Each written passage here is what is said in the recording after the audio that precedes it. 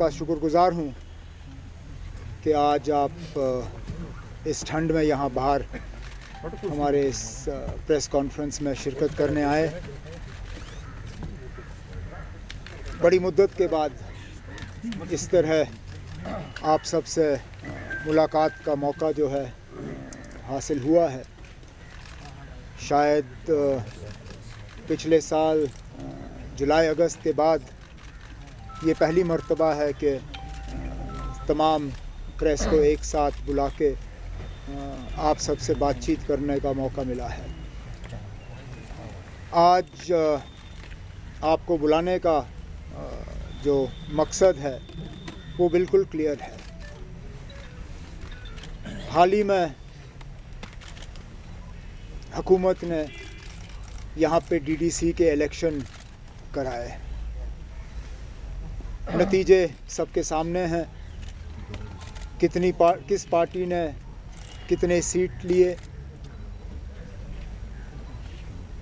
यहाँ पे कश्मीर वादी में और जम्मू में नतीजे क्या रहे वो कोई छुपी बात नहीं है। सबको मालूम है कि किन किन ज़िलों में अक्सरियत किसकी है। इलेक्शन के नतीजों के बाद बार बार दिल्ली से, यहाँ की हुकूमत से, बीजेपी के आला जो स्पोक्स पर्सन्स या जो पोस्ट पे बैठे हुए हैं, उन्होंने एक ही बात कही कि ये जमहूरियत की जीत है। आज भी वज़ीर आज़म साहब जब एक सेहत को लेके प्रोग्राम का इनॉग्रेशन कर रहे थे तो उन्होंने काफ़ी सारी बातें डीडीसी इलेक्शन के हवाले से की और कहा कि ये जमहूरियत है और जमहूरियत की जीत हुई है। अगर वाकई जमहूरियत की जीत हुई है तो फिर जमहूरी तरीक़ों से ही अगला कदम जो है लिया जाना चाहिए।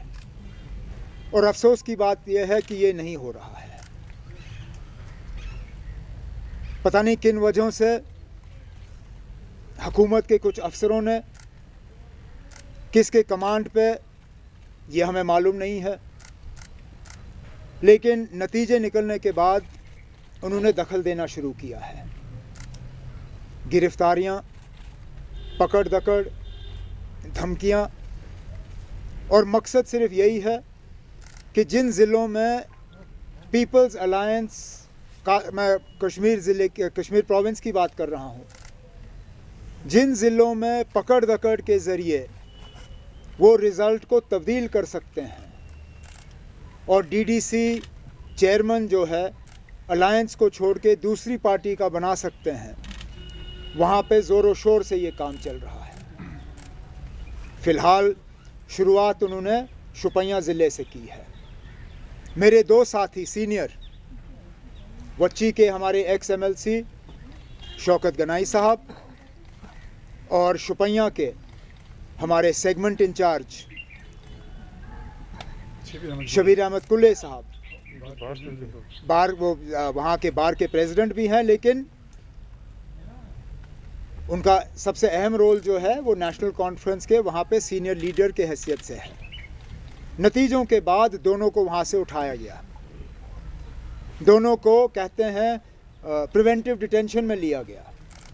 अब वो क्या प्रिवेंट कर रहे हैं समझ में नहीं आता, क्योंकि सिवाय डेमोक्रेसी के और किसी चीज़ को प्रिवेंट नहीं किया जा रहा है वहाँ पे। शबीर कुल्ले साहब वो हैं जिनको 5 अगस्त के बाद भी प्रिवेंटिव डिटेंशन में बंद नहीं किया गया। अगर तब उनको बंद करना ज़रूरी नहीं था तो आज नतीजों के बाद उनको बंद क्यों किया गया वो अब हमें मालूम चल रहा है। क्योंकि वहाँ पे एक एक करके जो जीते हुए लोग हैं उनको श्रीनगर ला के अपनी पार्टी जो है उसमें ज्वाइन किया जा रहा है। इसमें इंडिपेंडेंट्स भी हैं, इसमें कांग्रेस के भी हैं, PDP के भी हैं, और बदकिस्मती से कल हमने देखा कि नेशनल कॉन्फ्रेंस के मैंडेट पे, नेशनल कॉन्फ्रेंस के सिंबल पे जो एक लेडी वहाँ जीत के आई, मुमताज़ यास्मीना सॉरी, उनको भी कल ज़बरदस्ती अपनी पार्टी में शामिल किया गया। और मैं सोच समझ के ये अल्फाज ज़बरदस्ती इस्तेमाल कर रहा हूँ क्योंकि मेरे एक साथी यहाँ बैठे हैं जिन्होंने टेलीफोन की रिकॉर्डिंग की है, जिसके बाद सारा बिल्कुल क्लियर ये पता चल जाता है कि यहाँ पे एडमिनिस्ट्रेशन और एडमिनिस्ट्रेशन के कुछ लोग हुकूमत और पुलिस का इस्तेमाल कर रहे हैं, गिरफ्तारियाँ कर रहे हैं, पकड़ रहे हैं, और छोड़ने की कीमत उन लोग जिनको पकड़ा जा रहा है, छोड़ने की कीमत ये है कि आप आइए अपनी पार्टी ज्वाइन करिए और उसके बाद इन लोगों को छोड़ा जाएगा 3 दिन के बाद। एक सेकंड, वो है माइक यहाँ पे हमने लाया था।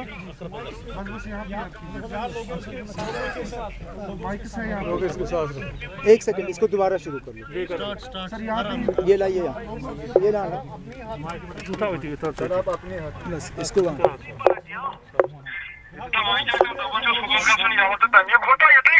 Народу гарка на гарка, цегер में मेंबर के वहीं रोई थी। काट, ये मतलब मेंबरशिप है, जैसे यास्मीन है ना, हाँ, ये पार्टी बेसिस पर was था एक एमएस मतलब मेंबरशिप है। सबसे बड़ा क्या है सर? यहाँ पर होने मौजूद बस, क्या मौजूद?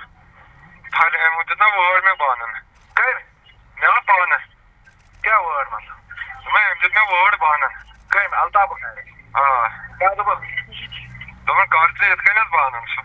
कोस या ये सुकर जाए तो सनोन हो बाकले। हाँ, ट्रादो। कोस फानो। हाँ, तो क्या चुका? खुदा रसूल अस्पताल में ट्रादो। ट्रादो टोटल। हाँ। नहीं भी अस्पताल। क्या रोई है? वह मैंने उस समय वो मत क्या करूँ? देख, ये जो जिसकी आवाज़ आप सुन रहे हैं, एक यहाँ खड़े हैं और एक उस औरत का के खावंद हैं।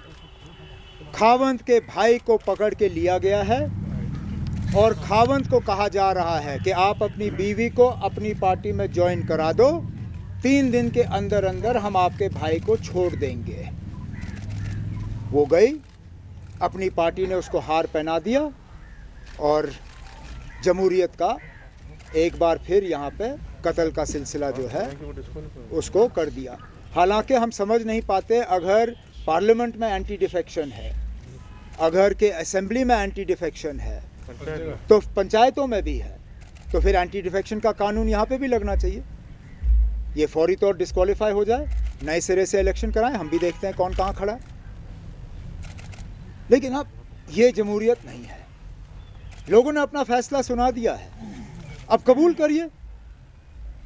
जमहूरियत का मतलब है कि हार जीत हम कबूल करें, अगर के हमें हम मान के चलें कि ये लोगों का फैसला है।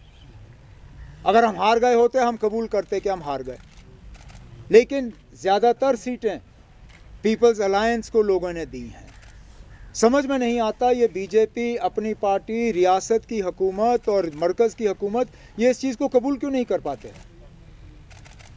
हम आज इस प्रेस कॉन्फ्रेंस के ज़रिए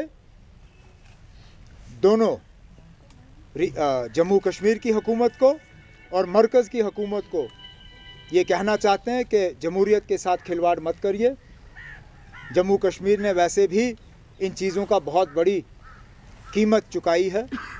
अगर के वज़ीर आज़म साहब खुद कहते हैं कि इन इलेक्शनों में जमहूरियत की जीत हुई है, जमहूरियत को वो कहते हैं उन्होंने दोबारा ज़िंदा किया है, तो मेहरबानी करके अपने एडमिनिस्ट्रेशन को, अपने पुलिस को, अपने सिविल अफसरों को कहिए कि वो इन चीज़ों में दखल ना दें। जहाँ पे मेरे 2 सीनियर साथी अब कैद में हैं, उनको फौरी तौर छोड़ दिया जाए, और जो इस तरह जीते हुए कैंडिडेट्स के फैमिलीज़ के साथ छेड़छाड़ की जा रही है, इसको रोक दिया जाए, ताकि आवाम की जो आवाज़ है वो सब पूरी तरह से सुन पाएँ। यही मैं आपसे कहना चाहता था, और इसके बाद आपके कोई सवाल होंगे तो मैं जवाब देने की कोशिश करूँगा। उमर साहब, भाजपा कह रही है कि धारा 370 खत्म होने के बाद लोग अब जो हिस्सा लिया है इस डीडीसी इलेक्शन में, आप कह रहे हैं कि ये इस पावर के खिलाफ है, तो किन की हम सुने? बीजेपी का कहना ही गलत है, क्योंकि अगर आप इन इलेक्शनों का मुकाबला 2014 के असेंबली इलेक्शन के साथ करें तो लोगों की पार्टिसिपेशन जो है उस इलेक्शन के मुकाबले कम रही है। अब चलिए, असेंबली का शायद लोकल इलेक्शन के साथ मुकाबला नहीं करना चाहिए, पंचायत इलेक्शनों के साथ मुकाबला करिए जो 2011 में करवाए गए, जब सागर साहब उस वक्त रूरल डेवलपमेंट के मिनिस्टर थे। 70-80% से कम कश्मीर की वादी में वोट नहीं पड़े। तो अगर बीजेपी का ये मानना है कि इससे पहले इस तरह इलेक्शनों में लोगों ने हिस्सा नहीं लिया, वो गलत है। हाँ, ये हम ज़रूर कह सकते हैं कि 2019 के बाद, खासकर 5 अगस्त के बाद इलेक्शन कराए गए, और अगर 2018 के पंचायत इलेक्शनों के साथ इसका मुकाबला करें तो टर्नआउट ज़्यादा बेहतर रहा। लेकिन अभी भी अगर आप जम्मू का मुकाबला कश्मीर के साथ करें तो इतनी बड़ी पार्टिसिपेशन नहीं रही कश्मीर से जितनी शायद बीजेपी वाले एक्सपेक्ट कर रहे थे। Umar Sahab, on many seats, we have seen that PDP, which was a constituent of PAGD and your party, they had candidates. For example, even CPIM had certain candidates in Kulgam district. What was the alliance about then? If you couldn't agree There are, on the majority of on the majority of seats we agreed. Yes. On some seats, there was an exception where the alliance had candidates from multiple parties. But please understand the circumstances under which we fought these elections.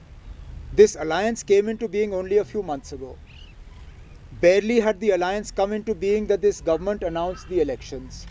The process of elections had already started. The first notification had already been issued when we sat down to discuss whether to participate or not. In fact, most commentators had made up their minds that the alliance would not even survive seat-sharing negotiations. And therefore, although it is unfortunate that we were not able to solidify the alliance on every seat, I think the fact that on a very minuscule number of seats we ended up in a contest, I don't think that's a big deal. I think the fact that the alliance was able to cement a seat-sharing arrangement is far more important than the fact that we fought against each other on a handful of seats.